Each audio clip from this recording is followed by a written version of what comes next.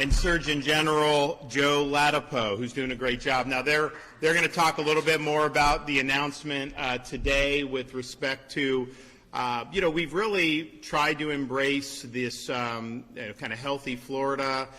There's a lot of the stuff they're doing at the federal. They just changed the food pyramid, which, they say focus on like protein, fruits, and vegetables, right? And like they used to say, oh, don't do anything with fat in it.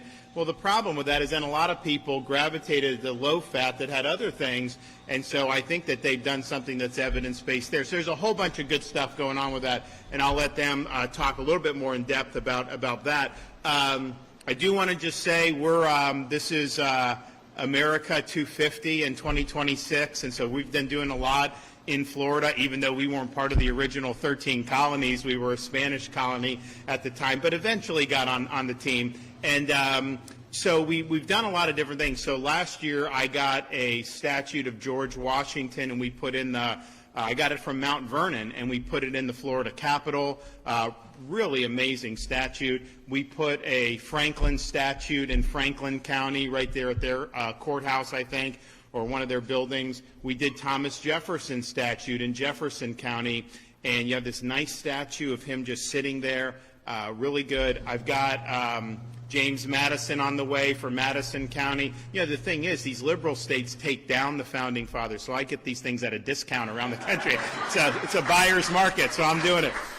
So you have that. We're going to do Hamilton at Hamilton County. I'm going to do another Washington for Washington County. Monroe is down in the Florida Keys, and so we may airdrop Jimmy Monroe in Key West and see what happens there. It should be fun. But so we're doing a lot of that for like the founding generation, but we're also saying, well, people that have exemplified these ideals over the years, we can also do stuff from there. So I got on the way a statue of one of our presidents from the 1920s, Calvin Coolidge. And first of all, he was really good, very underrated, very successful. But we're actually going to bring that to Polk County. We're going to bring it to Lake Wales at Bok Tower. Why? His last public address as president was the dedication of Bok Tower Gardens in 1929. And they actually have video of it and all this other stuff. It's interesting, like, video killed the radio star. Like, the way these guys talked then was different. They would definitely not want you to be on stage if you did. So it was a little bit different. But, he's up there dedicating, this great, and honestly, it's a very great, cool part of Florida, too. So we're working on getting that down and bringing that there, and I think that's a great connection.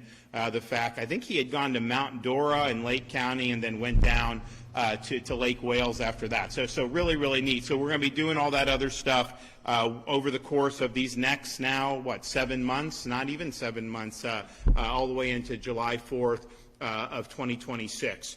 And we've done a lot of civics and all this stuff with our schools and everything, and it's really important. So I'm excited about that. I'm excited to bring Silent Cow down here to Polk County, and I think people will really, really like it. So today, and I'll let the First Lady and Surgeon General talk a little bit more about it, but we've really leaned in hard on medical freedom and informed consent during my tenure as governor. Now, the reality is, when I was running in 2018, if you had asked me about this, I didn't really know. No one was talking about pandemic.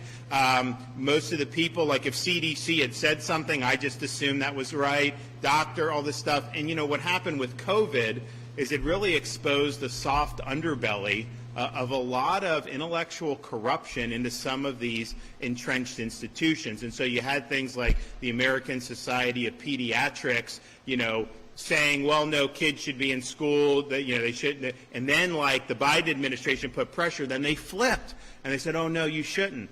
And then it was like, well, there's no evidence that putting this mask on helps. And then they flipped and said, oh, no, the 4-year-olds need to have this on 8 hours a day. It was ridiculous. And so we really led the way in Florida to say, actually people are going to be able to make these decisions for themselves. So we were the first state to require all schools to be open way back in the summer of 2020. We fought the mandates. We did all this other stuff. And the state benefited clearly from that. And that was really some of the thing that launched us to be the free state of Florida. But it bothered me because it's one thing if there's some uncertainty and you got to kind of make a judgment. But what they were doing, and these were people that were supposedly reputable, they had the credentials, they were part of the right societies, but they were doing and not only just doing things and advocating, but wanting to coerce things that were just simply not true based on the data. And so I'm looking at the data, and it's not correct what they're saying. And so that really, I think, caused me to be like, well, wait a minute, what is going on here? So there was an agenda and a narrative that was really at play in a lot of this stuff. And I also think back about how they wanted to coerce mRNA vaccine shots. Now, we stopped that in Florida. They wanted to fire firefighters. They wanted to fire people from businesses, and we gave protection against that because, honestly, you had some people that had already recovered from COVID with natural immunity, and then they're saying you got to do something that you didn't want to do. So it didn't make any sense. It was more about pushing an agenda. And then come to find out, the effectiveness of this stuff, you have people that are getting like all these boosters and they get COVID still. In some respects, I think Joe would say you may be more likely depending on your situation. So, and the thing is like this should have never, ever had any coercion involved. It should have been something that people can make judgments based on informed consent. They're doing on this childhood vaccine schedule, and Joe may want to talk about it, but I just think it's interesting. When I was a kid, we took some. There were a limited number. Then it's just grown dramatically to like all these jabs, right? And it's like they want you to take the COVID jab as an infant. Do you really need to do hepatitis, sexually transmitted disease? They want to do infant. And so HHS CDC have kind of reevaluated that and gotten those recommendations that I think are a little bit more manageable. But you got to ask yourself, when somebody is recommending or whether they're coercing, what is on the back end of that? What's the relationship between somebody in medical and like big drug companies, for example? What's the financial arrangements? And I'm telling you, there's a seedy underbelly to all of this stuff. So our view on all of it is informed consent. Coercion does not work in the medical context, and so you should have the ability to make these judgments, but you should never be put in a position where if you choose to make a judgment contrary to whatever the narrative is, that somehow your rights are going to be circumscribed, your opportunities in life are going to be circumscribed in some of these things. That is not the way that you do. So one of the things that we want to do with the legislature is, there'll be places, I think it was like in Indiana, like a year ago or something, you had this girl, I think she was like a teenager, and she needed a surgery, and she got rejected because she hadn't taken the flu and COVID shots. And I'm just thinking to myself, how could you do the discrimination like that? There's some physicians that won't see patients if they don't do some of these things. So the thing is that's not informed consent, because like you either do it or you suffer consequences. And I think Joe's been very good at saying that that's just not the way that we want to go about it. So those are going to be things that we're going to be doing on. But one of the other things that we wanted to do, and Joe has been very upfront on this, is some of the stuff that's out there in this ecosystem, particularly for babies, what is in some of this stuff? And I think their view is we want it to be transparent and everything. I just think you grow normal food and eat it. That's what God intended, right? Well, now so much stuff is processed, and they throw this in and they throw that in and all this stuff. And for me, that's not anything I've ever, I see it on the shelf, it looks just down the hatch, right? But that's probably not the best way to go about doing this. And so, the First Lady, gets to a point where, she's trying to tell me, what's in that, all this stuff, and I'm just like, don't tell me. I mean, but I think just having the information, I'm not going to tell you got to use this or that or anything like that, but having this information out so that people are able to do it. So Joe and the First Lady, they have done, and the Lieutenant Governor, have the commission, and some of the things that they're doing is testing some of these staples. Like the infant formula, and that's what they're going to talk about today. So I'm supportive of the effort. I think we understand there's a lot of financial interests that are at stake in a lot of this stuff. There's a lot of things that influence, and what we just want is basically transparency and the truth, and we want people to be able to make the best decision for them, not necessarily what would be in the best decision of some, manufacturer or something like that. And we've got so much processed, throughout the economy and throughout our food supply that I think people appreciate having some more information. So I'm going to let the First Lady and Joe take it away. So come on up.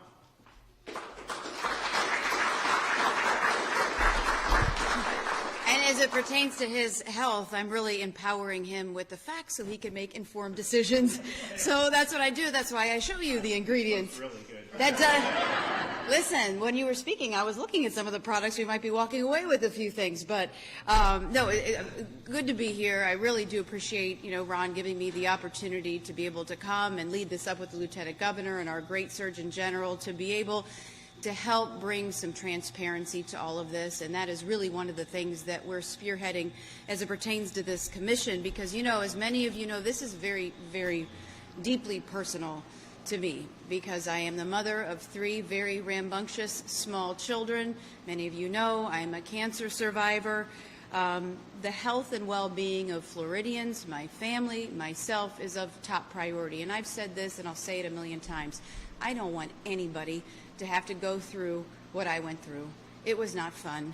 Going through all of those procedures and surgeries and treatments and takes a toll, and trying to do that with the family.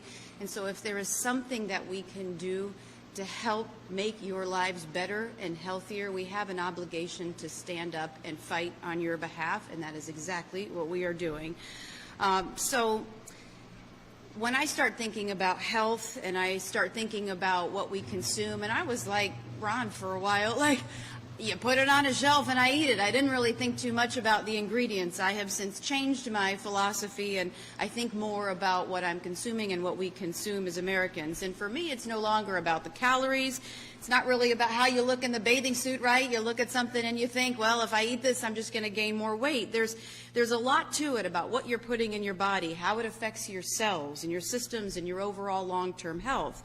Small, repeated exposures to hidden toxins can really add up in ways we don't always see until a problem occurs. And that is especially true when it comes to babies who are consuming products unknowingly, while parents are doing everything that they can to try to make the best decisions that they can for their children. Parents should be able to trust that the products that they bring home are safe.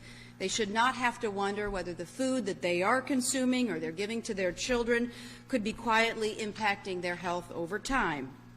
So today, as part of our Healthy Florida First initiative, we are launching what will be a series of, I believe, major announcements focused on safety and integrity of our food supply.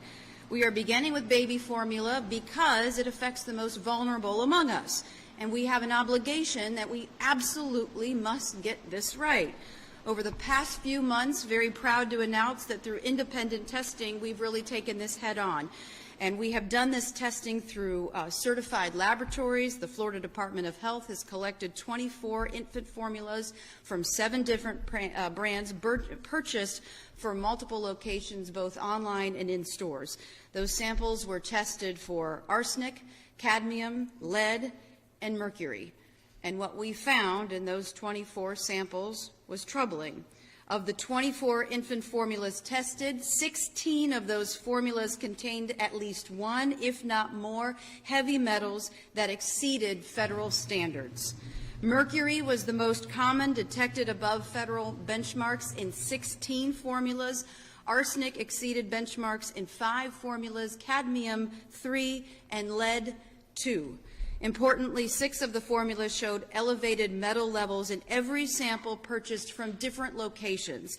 And that tells us it's not a one-off shipment or a single store issue. It points to systemic problems in sourcing or in manufacturing. But there is a silver lining, however, that is really important to mention. Some of the formulas did not show elevated levels. That tells us that contamination is not inevitable. There are better choices for parents, but we have to stay on top of this, and we have to drive accountability. You may remember it was about a year ago that Consumer Reports, they did an investigation that raised serious concerns about toxic metals in baby formula. In response, The federal government, Secretary Kennedy, and President Trump rightly launched Operation Stork Speed, calling for increased testing, an important step that really acknowledged the seriousness of this concern and the need for better data to protect infants. So Florida now, as the first state in the nation, is stepping into the fold as a major force multiplier to test, to keep testing, to ensure that these chemicals do not exceed federal standards, and honestly, to work to ensure that there are no chemicals or hazardous metals in baby formula. And we are asking at this point that other states step up and help to utilize their assets to join us in testing these products. When states work together, accountability increases, transparency improves, and manufacturers start paying attention. And that really brings us to a question that really deserves, I believe, to be asked. If formula manufacturers are required by federal law to test every batch of baby formula for microbes and bacteria like salmonella before it ever leaves the plant, then why would we not expect them to test for harmful chemicals before that product ever reaches a child? If we agree that babies deserve protection from immediate threats, shouldn't we also be doing everything possible to protect them from potential long-term harm? Parents are trying to do everything right. We're reading the labels, we're trusting brands, we're following guidance. They should never be put in a position where that trust is misplaced. And that is why getting this right matters, and that is why government does have a role to play. While infant formula is regulated under federal law with statutory authority residing within the U.S. Congress, Florida can help in a meaningful way through independent, ongoing testing to continue to drive accountability. Parents should not be expected to verify the integrity of products on their own. And this is where government has the responsibility to indeed act on their behalf. Additionally, in light of these testing results, we have reached out to our federal partners to provide more options for Florida families who are currently being supported by WIC, the Women, Infants, and Child Program. And thanks to Secretary Kennedy and his team, Florida families will now have more formula options that will be covered by financial assistance if they choose to change their formula in light of these recent results. All of this information, including the results, can be found on the website exposingfoodtoxins.com. So Florida will continue to lead. Florida will continue to fight on behalf of families all across this great state and do what is within its authority to test, verify, retest, hold people accountable, and bring transparency where families deserve answers. We will use the strength and scale of the state to support parents, protect children, and drive accountability where it matters most. And let me just say this, we are not going to stop at baby formula. We have a lot more announcements. We, over the past few months, have been doing a lot of testing. We have been looking into a lot of products, and we're going to be talking about this quite a bit over the next few days and, honestly, weeks. And I can tell you Florida is committed to leading the way, to working with our federal and our state partners to push for higher standards so that families can have the confidence in what they consume. And if we do this, this is how we build a healthier Florida. And ultimately, that leads to a healthier America. And I'm honored to be a part of it.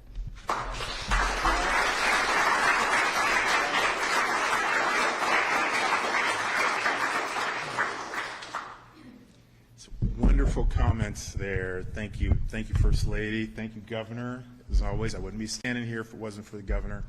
Just to share a little bit about myself briefly before we won't dive deeply into any science, but we'll talk a little bit about some science. So I'm a physician. I went to medical school at the same university that this gentleman went to law school. We were actually, believe it or not, we were in Boston, blocks from each other, because I lived close to Harvard Law School when he was up there too, while I was in medical school, and I took care of patients and did clinical research before fortunately being appointed Surgeon General by the Governor. So I was really enthused to start this position 4 years ago. I can't believe I've been doing this for 4 years. In the heat of the COVID-19 pandemic. And I know many of us have tried to forget, but we all at some level remember how much madness and craziness and how high the temperature was at that time.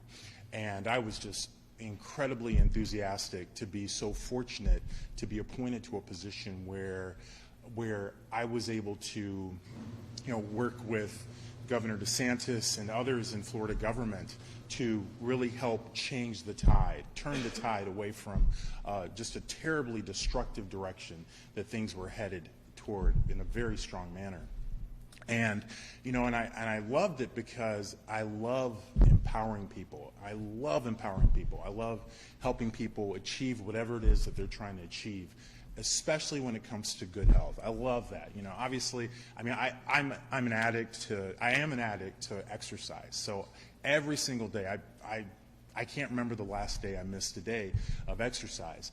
And, I can't drag, folks with me who don't want to exercise, but I do want to. I get energized by providing people with information that allows them to make better decisions, so whether that is more physical activity or changing their health choices or changing, say, some of the supplements they take in or some of the practices that they engage in. So I love that. It gives me massive amounts of energy, really love it. And when the First Lady just started this conversation with us about what we can do at the government level to make a very powerful difference for the people of Florida, I probably levitated from my seat, sitting there in the meeting by a few millimeters there. Now, so this is, it's hard for me to convey how enthusiastic I am about this work, and let everyone know who manufactures that you're not off the hook. We really do have many more tests that we're going to be talking about, important tests, because they relate to things that we consume or our kids consume. So very important stuff. In this particular area, testing baby formula obviously is very important. Many babies consume baby formula. Not every baby, not every family is able to breastfeed solely, and a lot of families supplement. A lot of families may only use baby formula. And I've got 3 boys, so dial back time, I had the experience of when we were looking to supplement, to figure out, okay, what are we going to put in our kids, and unfortunately, mostly by chance, frankly, we made some good choices because I happened to have a friend at the time who was actually using a brand from Europe called Holly, and it turns out it was one of the ones we tested, and it ended up testing really well. But unfortunately, a lot of the brands didn't test so well. So as the First Lady mentioned, we tested for pesticides, and we also tested for heavy metals, and particularly arsenic, mercury, lead, and cadmium. And these are all heavy metals that are problematic. Mercury is probably one of the most toxic things that you can put into a person's body, maybe followed right at the same level or just second by lead. So really terrible stuff. So we're talking about neurodevelopmental injury. We're talking about injury to your kidneys, to your lungs, to your livers, to pretty much every organ in your body. And we're also talking about dysfunction in your immune system in terms of your risk of developing cancer.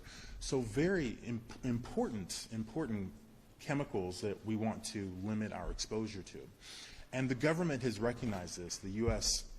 EPA, the Environmental Protection Agency, has recognized this. So they've developed these limits, these daily limits for how much people consume in their water. Because it's hard to get to zero, but the closer you are to zero, the better. And so we use that same standard for baby formula because, of course, babies drink it. And the thing to keep in mind is that the chances are that these are actually, what we've found is actually an understatement of the risk, because as pretty much everyone who's had a baby knows, babies are actually way more sensitive. So something that you or I could sort of be exposed to and process, weight, the ratio of their weight to how much they consume is very different from an adult. So they're actually much more sensitive. So these findings are actually really understatements of the risks they face. And many of these formulas, most of them, in the samples that we collected, and we did that around the state to make sure that we were getting different lot numbers, samples from different areas, had levels of these heavy metals that were beyond the EPA's safe water drinking standards. You know, and we're giving this to babies. I wish I could say this was an isolated finding, but this pattern of food that we consume, that our kids consume, that our babies consume, that is not in alignment with our best health, with the ability of each of us to attain our best health, is actually very common. And again, we're going to be sharing more findings. And how did we get to this point? Well, we got to this point because of, as the governor was saying, I mean, it's a seedy underbelly, right? You know, there are rooms where decisions are made, and historically, and those decisions were not to the benefit of you or I. They were to the benefit of manufacturers. They were for the benefit of maximizing profits of a private few. And while I absolutely support people seeking entrepreneurship and the commerce and the economic gains and the prosperity that brings, you know, that's not the same thing as, you know, backroom deals that again are for the benefit of a few individuals and not for the benefit of the consumers.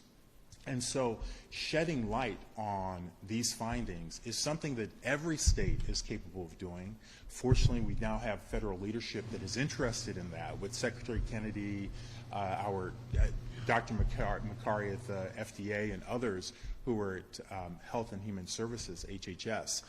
But you know, it's also an odd thing that here we are in Florida. Every state is capable of doing this, and right now we're the only people doing this. So we need more people, more states doing this, because the citizens depend on government for certain specific things that individuals can't easily supply, and this is one of those things. So again, we're going to have more information. We have a website, I think, that's we're going to be announcing, that will provide a summary of the different baby formulas that were tested, so that families and moms can review this stuff, and dads can review this stuff and make decisions, and maybe make some better decisions with this new information. And again, I want to thank our federal partners who are working with us and are going to provide us with some more flexibility, so that Florida families that depend on the WIC program, the Women, Infants, and Children program, for obtaining formula will be able to shift and make different decisions based on, you know, the balance of their interests and the information that we're providing. All right, so more to come. Thank you.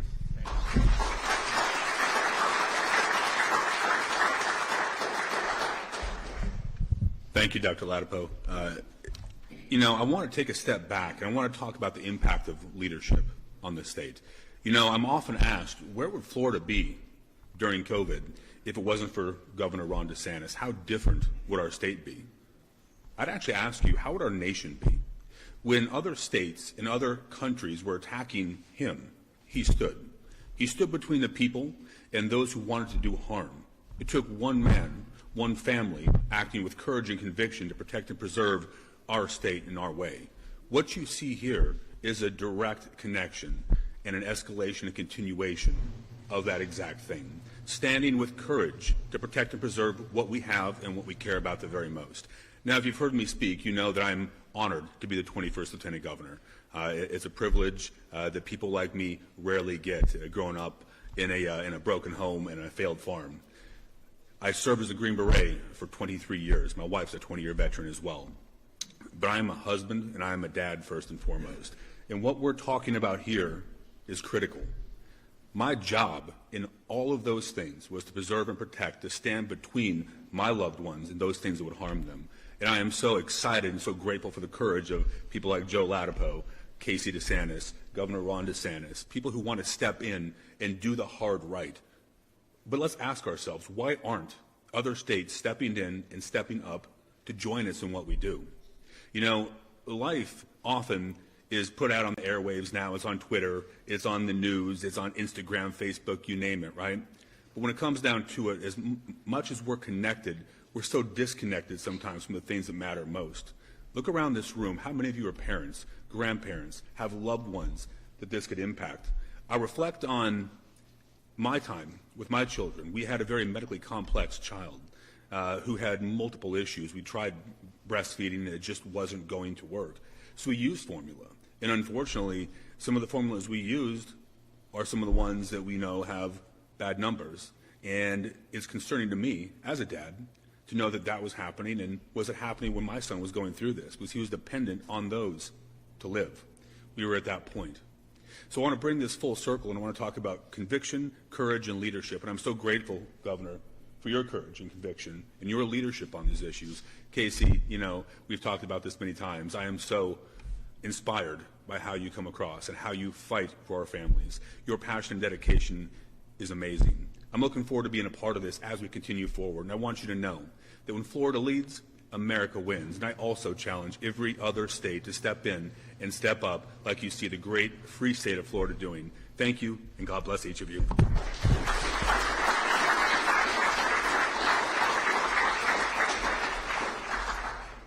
Jay's been kind of an expeditionary lieutenant governor for us, given his background. I just want to let everybody, there's no truth to the rumor that he was participated in the Maduro raid. So just don't even go there. Those are rumors.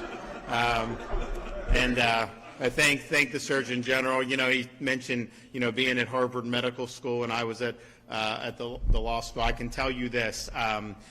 We are not two of Harvard's favorite graduates, given our. I mean, let's just be clear on that. And so, you know, it is what it is. So I want to thank Golden Ridge Grove. Now, what's the address if people want to come? They can come and shop, right? No. I want people. Yeah. What is it? 2129 Alturas Road, Golden Ridge Grove. So they've got juices. They've got fresh produce. I was housing some grapefruit before we came in here. It was really juicy. I had to wash my hands because the juice was amazing. So it's really, really good. And, you know, I'm looking at that Vidalia onion thing. Take that to Tom's Chicken Shack and dunk those tenders in there. So it's really good. So, yeah, so please, if you have an opportunity they're going to put the website out on this so that parents have the ability to look and to make these decisions. And I know Joe's going to be looking at other things to kind of ferret out some of the issues that may be there. Like I said, I was always a guy that's on the shelf, just down the hatch. I would never look. But, you know, it's probably the right thing, what they're doing, First Lady and Joe, to get this in a more transparent posture. So I commend them for doing it, and we'll have more in the days and weeks to come. Okay, we got any questions?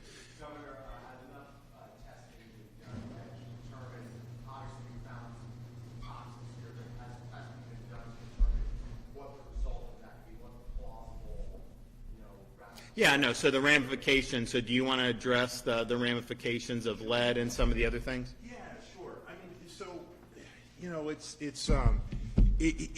one of these things where science and judgment kind of have to meet and find some balance. So scientifically, right? There's always uncertainty about. We can know that something increases risk, but the quantifying that risk, you know, and quantifying the time interval, there's always uncertainty in that. So there are models in the field of toxicology that do that type of quantification, and we actually have done that internally, and we have that. I think, though, what's most useful for Floridians is, you know, understanding that, at least at a threshold, all of these substances are, you know, if we were going to say, is it not bad, completely inert, a little bad, very bad, they're all in the very bad column. So whether, you know, there's a difference of 10%, 20%, 30% in whatever the attributable risk is, that's not, in my opinion, as important for consumers. So we're really trying to provide enough information so that people can make better consumption decisions, but, you know, not so that people are comparing what the attributable risk is of one versus the other, because, again, I don't think that's as useful for consumers.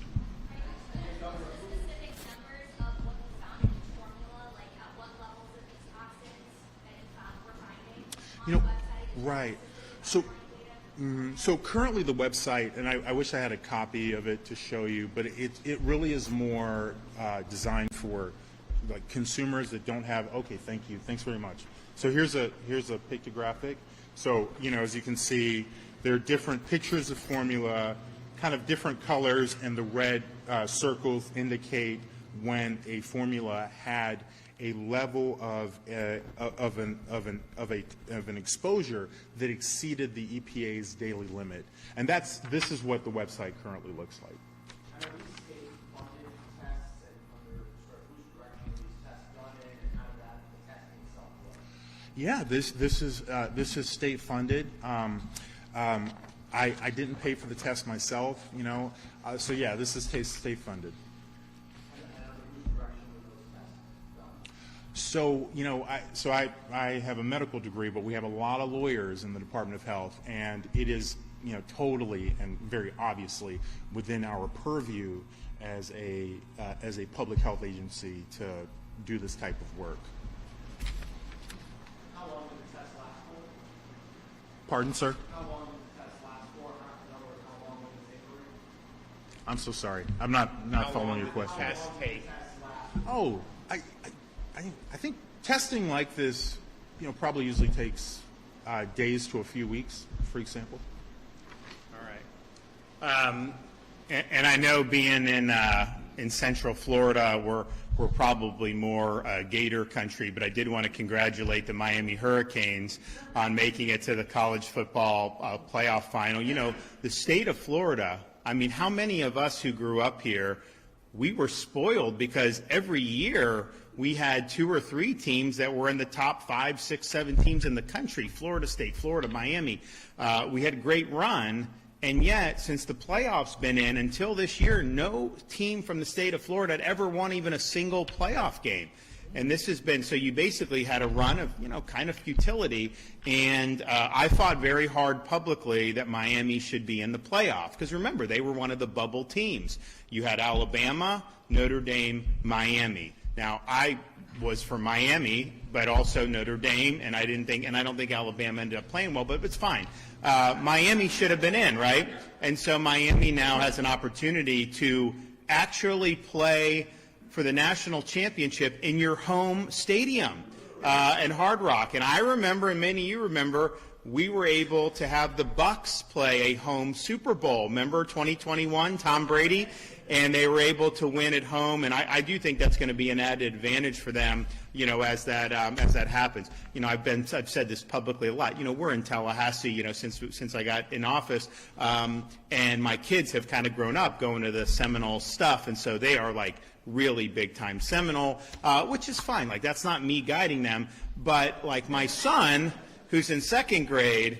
Like, it ain't just he likes the Seminoles. Like, he hates the Gators and he hates Miami. So I said, Mason, if Miami is playing Oregon in the championship, are you going to root for Miami? Nope. Are you going to root for, if Indiana plays them, are you going to root for Miami? No, Indiana. I mean, so like, I'm like, man, like, I'm the governor. You can't be hating on Florida teams.